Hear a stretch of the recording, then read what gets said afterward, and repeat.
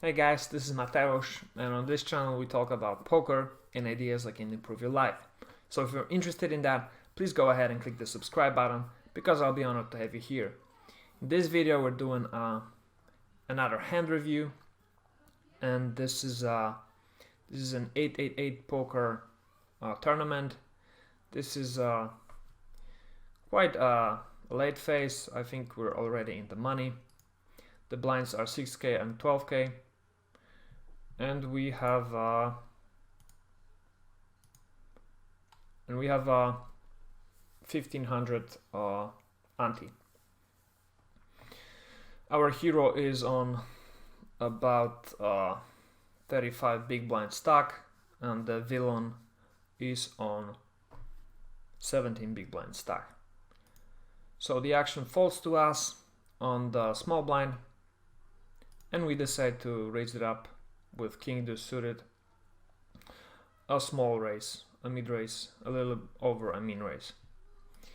The villain calls, and we see a flop, which is 377 with 2 diamonds. So we flop a pretty good flop for our hand, and we decide to continue and bet over a half pot.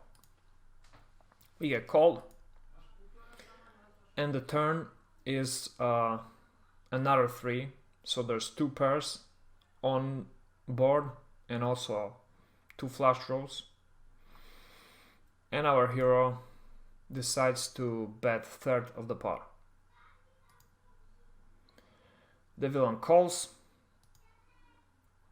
and the river is 4 of clubs, and it's worth to mention that the pot is already 217k, and the villains only got 108 behind, so the villains got half pot bet behind, and our heroes got 303,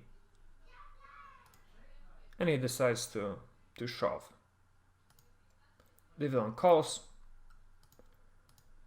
and shows king 7 suited for a full house. So this hand is a really good example of overplaying your hand, basically, because when the villain calls the turn bet, even though it's a third of the pot bet, he's already committing like almost a third of his stack, and leaving himself behind only half pot bet. He's not, often bluffing here or weak here. There's not really even many hands he could have here that he would call that are not, full houses, basically.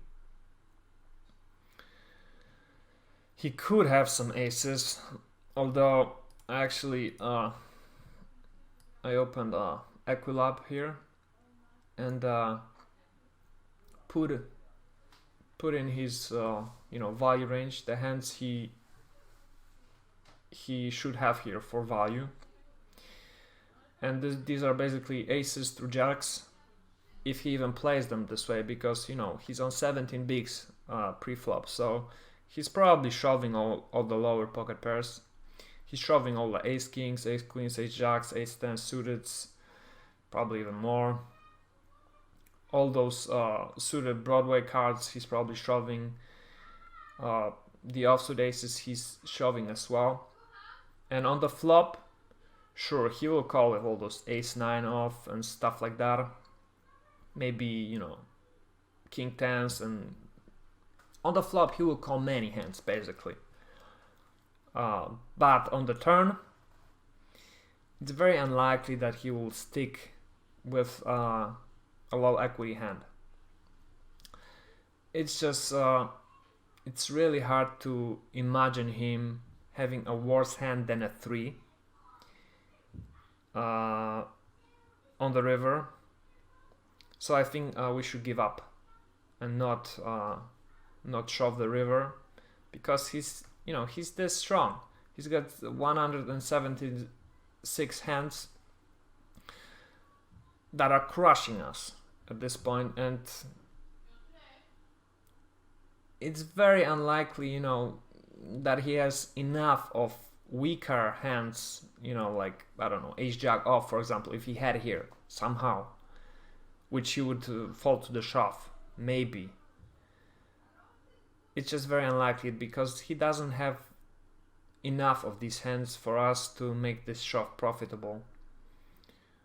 So I think this is a good example of, you know, overplaying your hand, basically over bluffing.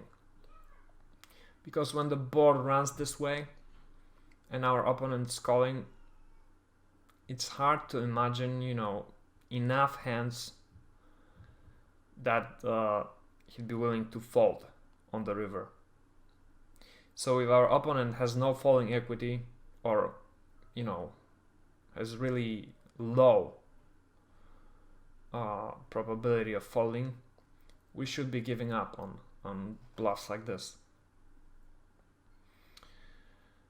Yep, that'll be it for this hand. It's just a quick hand, but an example of, you know, what not to do. Because if we're basically, you know, only getting called by better, and he's got 95% of better hands or something like that, then it's just not worth it, you know. We lose 433k pot here, whilst we should really be losing just a 270k pot. Yep, that would be it for this hand. If you enjoyed this hand, please leave a like below, comment, subscribe to this channel, and I will see you in the next one. Peace.